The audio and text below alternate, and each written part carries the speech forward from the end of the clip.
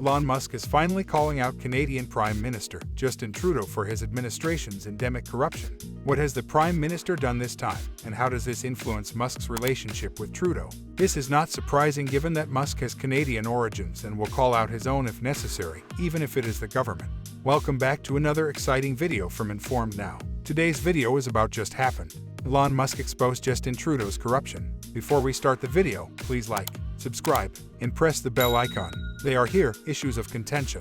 During the COVID-19 pandemic, the Trudeau administration enacted stringent vaccination regulations. Still, the Canadian public had had enough and demanded a new law requiring COVID-19 immunization to cross the US-Canada border. Truckers descended upon Ottawa's capital within days to demonstrate against the numerous COVID-19 restriction and some of the Trudeau administration's policies. Elon Musk, who had earlier expressed his support and admiration for the Canadian truckers, was among those who objected to Trudeau's use of the Emergencies Act to freeze the personal accounts of anyone connected to the protests. However, over 18 police officers were dispatched from across Canada to the Canadian Parliament in Ottawa and arrested hundreds of protesters while dispersing the crowd. I posted a satirical Adolf Hitler meme with the message "Stop comparing me to Justin Trudeau, my budget was less than his." The billionaire was unmistakably hinting at the Prime Minister of Canada's lousy behavior and flaws. But Elon Musk suddenly found himself at the center of a dispute. The software magnate thinks people should be free to decide whether they want to get immunized. Of course, his meme received millions of responses on social media, with some people finding the joke amusing and others finding it offensive. The Auschwitz Museum criticized the CEO for disrespecting the victims' memories using an image of Hitler. The billionaire's remark was deemed unacceptable by the American Jewish Committee, which demanded an apology. In typical Musk form, he disregarded the concerns and, before deleting the tweet, suggested that the critics read up on the background of Nazi Germany. Later, he published another declaring that fascism is present in Canada if it suppresses lawful demonstrations. However, the damage had already been done, and Musk's response to the situation increased awareness of Trudeau's misconduct in Canada. Many individuals, both domestically and internationally, wanted to be more pleased with Trudeau's conduct,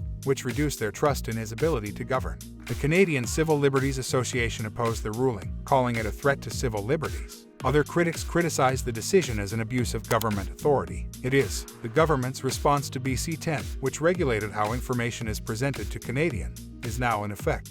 It will control nearly all audio and video content available online in Canada, including Netflix, Disney, Spotify, and YouTube. The Trudeau administration presented the measure as a way to increase internet visibility for Canadian artists, content producers, and to make Canadian content more accessible. But folks are learning that it's not at all. The Trudeau censorship bill, which regulates what Canadians view online, is intended to breach their privacy and limit their ability to scrutinize and hold their government accountable. It may prevent Canadian digital producers from accessing wider audiences or addressing delicate political matters, not boosting Canadian content. What is Trudeau saying, though? He vigorously advocates for the bill's passage, saying it is essential for preserving Canada's cultural industry. He said it would help Canada's upcoming generation of artists and creators. Several Canadian government platforms, such as Canadian Heritage on Twitter, attempt to argue in favor of the bill's passage. But once more, every attempt to defend the law has been, at best, deceptive and caricatured. They hoped the measure would pass without anyone reading it carefully and pointing out how it would affect digital-first creators, podcast artists, and other streamers who primarily monetize their content online. The number of Canadian innovators opposing the law has surpassed 40,000, increasing daily. Messages pleading with senators to oppose the bill because it jeopardizes their employment are pouring in.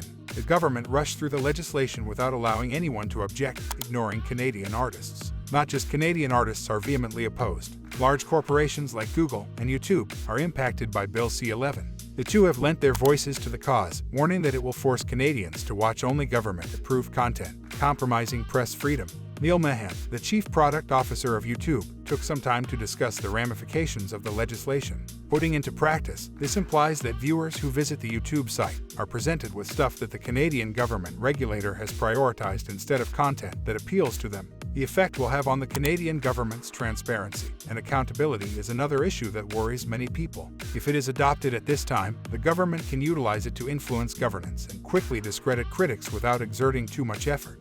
The measure will give Trudeau the authority to ban contentious viewpoints that offend him and deprive the public of the knowledge they need to make informed political decisions.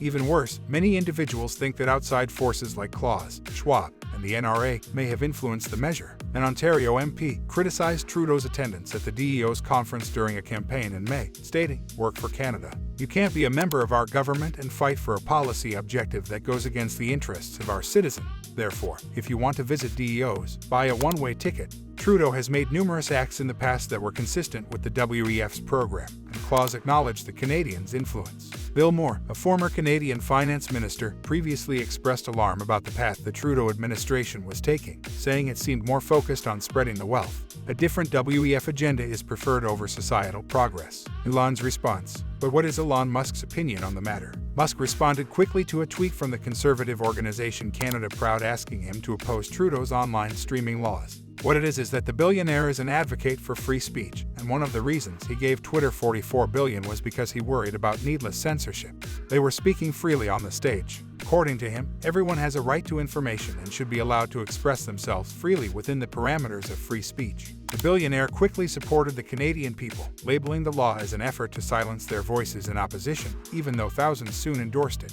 The COVID-19 pandemic's poor management still leaves people in shock. Additionally, the government needs to pay more attention to the fundamentals of sustainable development and put a burden on future generations of Canadians and larger governments. The government is determined to enact policies that harm farmers, harm local food production, and exacerbate the present food crisis in Canada. As a result, the agricultural sector is also feeling the heat. Thanks for watching the video. If you enjoyed it, please like, share, and subscribe to our channel for more exciting content.